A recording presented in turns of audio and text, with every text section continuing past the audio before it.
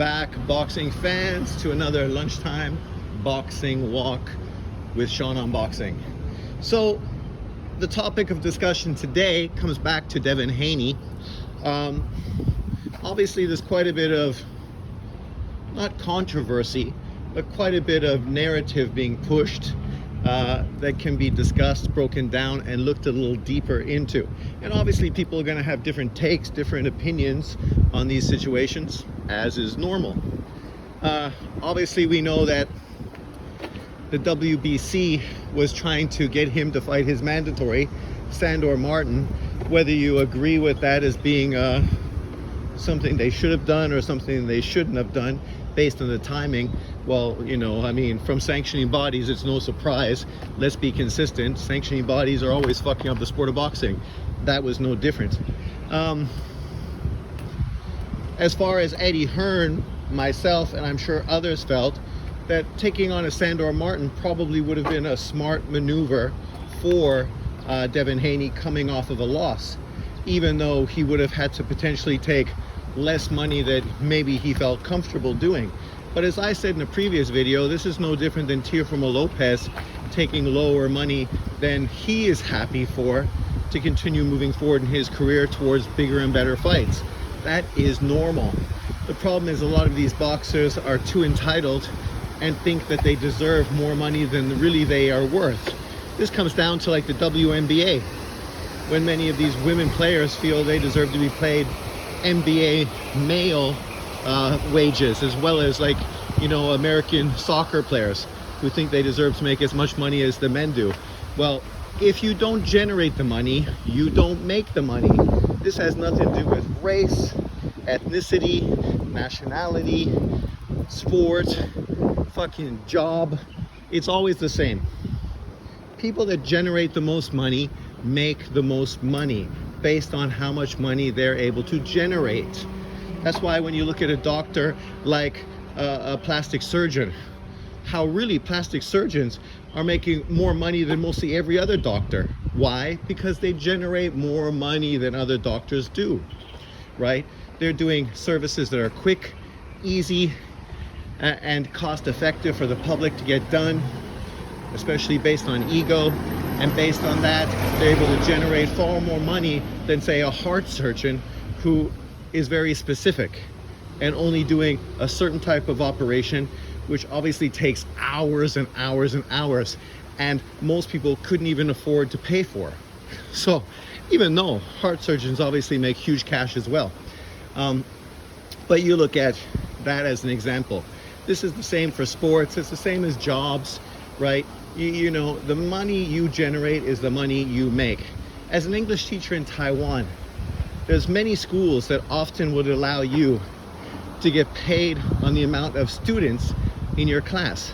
So if you're a very famous, recognized teacher that gets a lot of attention, and students' parents really want specifically to have kids going to your class, you're going to make shitloads of cash because you're getting paid by the number of student that comes to your class. That's not normal for everyone, but if you wanted to set your schedule like that and base your money on that, if you had a big enough reputation and were such an expert in a certain aspect of teaching, then that would be a smart way to go. And we see lots of people do that, and it's a way to make a lot of money doing a job that is generally underpaid. So this is no different than sports. You have people like LeBron James, who makes more money than you can shake a stick at. You have other players that basically are 10, 11, 12 men on rosters, obviously doing great. Any of us would be very happy to be in their situation. But yet, in comparison to LeBron James, these guys are impoverished, you know, when you put it in perspective. So I understand why Devin Haney wants more money, why he feels entitled to more money. As I said, when he said that that fight with Ryan Garcia basically lowered his value, there's a real point to that, and what he's saying is true. So I totally understand what he's saying. But even before that, the reality and the rationale behind it is the reason why he used Ryan Garcia and took on a Ryan Garcia fight even though Ryan had already been beaten by Tank Davis, didn't have a title, and wasn't seen as one of the best fighters at 140 pounds, he still chose to go in that direction. Why? Because he knew fighting Ryan Garcia would help his earning potential increase, right? And that's what this came down to. Him doing something that he knew would help him make more money. Unfortunately, it blew up in his face, and actually in the process you made a lot of money for that fight, but you may miss out on upcoming fights depending on the opponent and the opportunity. It is what it is. This is kind of karma, right? You looked for easy money and you found out that in life there is no easy money.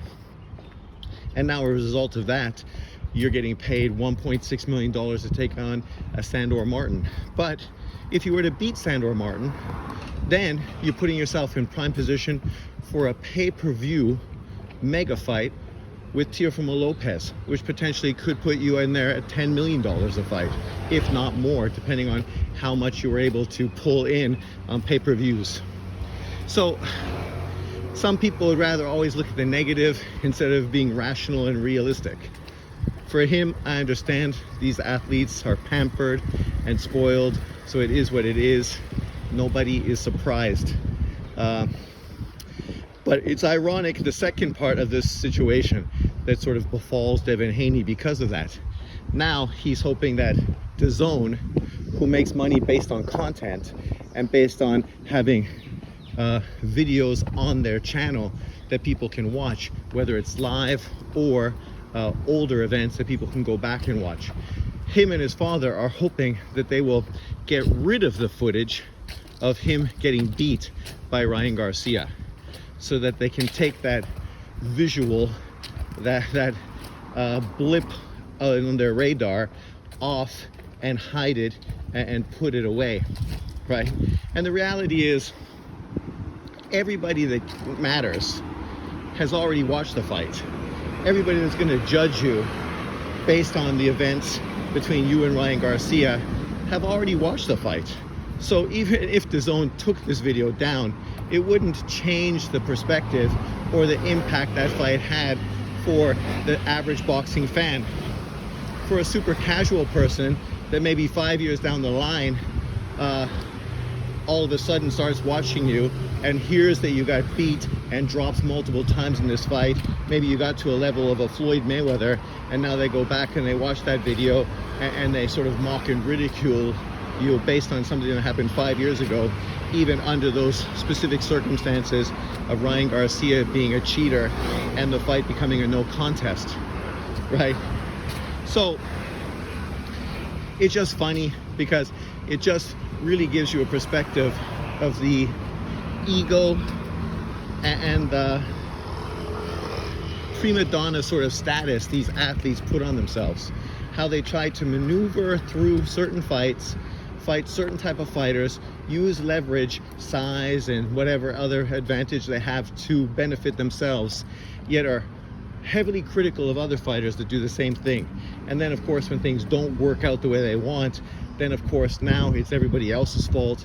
They're looking at ways to take away from this negative that sort of befell them. And the reality is, you cherry-picked Ryan Garcia.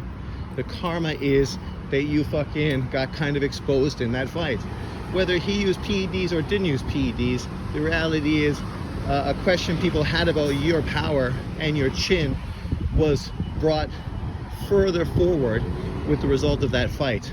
And moving forward in your career, the same way it's always been there, people are going to question your power, and if you have enough power to be one of the elite fighters in boxing, and people are going to still question your chin and your overall quality of your chin, if it's good enough, sturdy enough for you to fight the most elite fighters available in the sport of boxing. And well, you might want to downplay it and act like it's not true and it's not a reality. The same way people consistently talked about Amir Khan's chin and consistently talked about him having a bad chin, just like Anthony Joshua, people talking about other fighters' lack of power. These are ongoing points of discussion when breaking down boxing. It's not going to go away just because DAZN takes the video the video footage of you getting dropped multiple times and hurt multiple times by Ryan Garcia.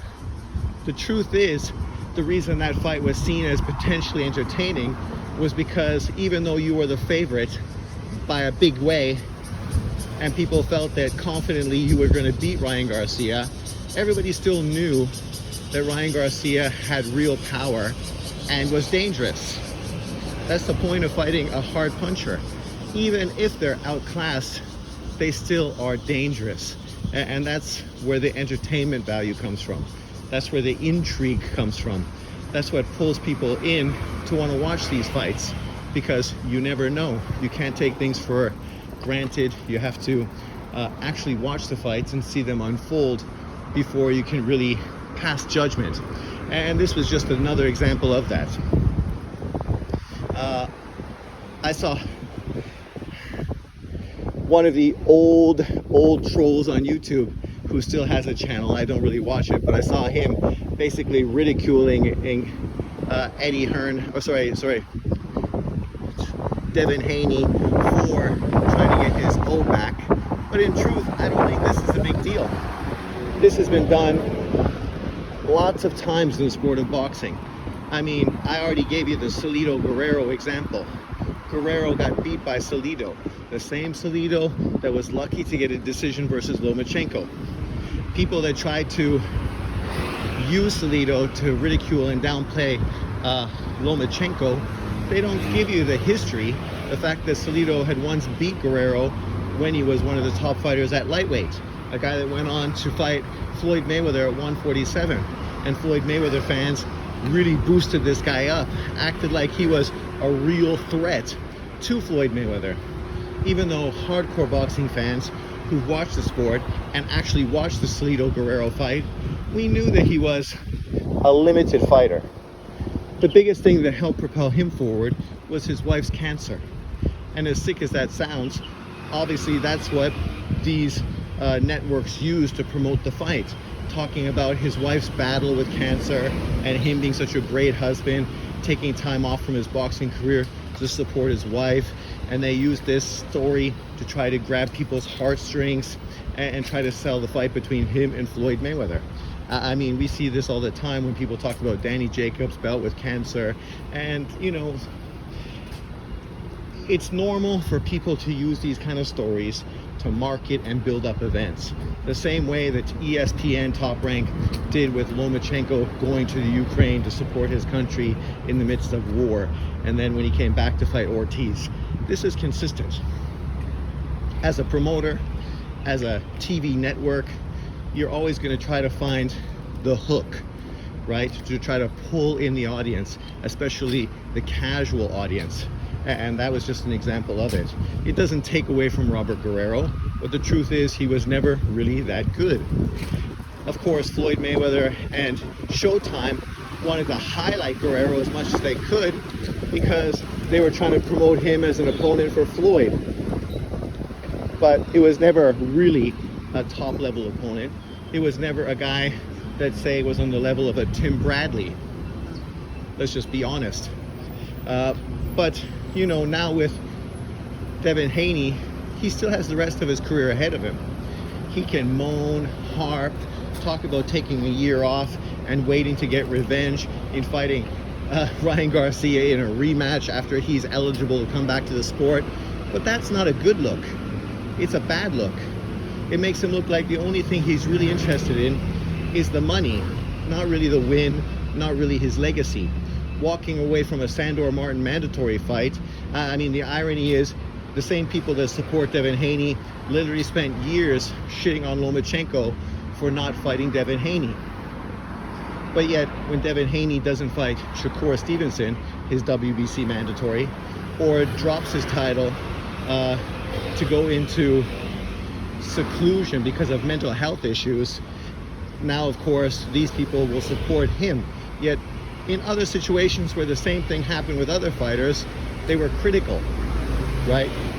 I ain't being critical of Devin Haney. I'm just pointing out this blatant double standard that people are going to be okay with Devin Haney ducking his mandatory again, and people are going to be happy or okay with him crying mental health issues coming off of his first career loss to Ryan Garcia, even though, yes, I realize officially it is not a loss, but mentally it is a loss. In his mind, it is a loss. He lost to a guy he felt super confident that he was going to beat and even stop. And yet it did not go the way he anticipated. So obviously mentally that is going to play out on him. And that's the same way people were critical of Lomachenko, crying after losing to Devin Haney and these kind of situations. Of course, a guy like Lomachenko is not going to be jumping in to fight Shakur Stevenson after losing what he felt was a controversial, unjust decision to Devin Haney. Because mentally, it is going to have an impact on you, on your psyche, and just the mental aspect of you as a sports player, you know, a boxer. And we know that mental aspects of sports is super important. I mean, right now I've been watching the US track qualifications for the Olympics. And I mean, you know, track and field is the perfect example of how the mental aspect of sports is so important. Because the smallest thing out of line can throw a guy who's the fastest runner in the world out of number 1 and into number 5 or 6. Because competition is that stiff. So for Devin Haney, I think the best thing he could have done is actually get back on the horse, fight a Sandor Martin, got paid his $1.6 million, kept his title, built his confidence back up, and then fought a Teofimo Lopez for big bucks, beat him, and then by the time Ryan Garcia comes back, now all that past is gone. It's in the past. And you've moved on in a very impressive fashion. And now when you fight Ryan Garcia in a rematch, people are once again going to favor you to do what you were supposed to do the first time around. And you yourself are going to be that much more confident of being able to do it based on what you've done since, right? This is one area where AJ was heavily criticized by a lot of people after his loss to Andy Ruiz, and then also after his loss to Usyk. The fact that he wanted to jump right back on the horse, get in there, and redeem himself. And obviously against Andy Ruiz, he was successful. Against Usyk, he was unsuccessful. But he still didn't take periods of time off. Actually, he did the opposite. He became more active, taking less money to fight lesser opposition, but be more active in the ring so he would be at his best. And that's what I think Devin Haney should do. Obviously, it's his and his father's decision, and we will see how this plays out for him. But I think it's the wrong way to go, but you know, it's not my decision to make. Let me know what you think. Leave your comments below. Thanks for watching. Peace out.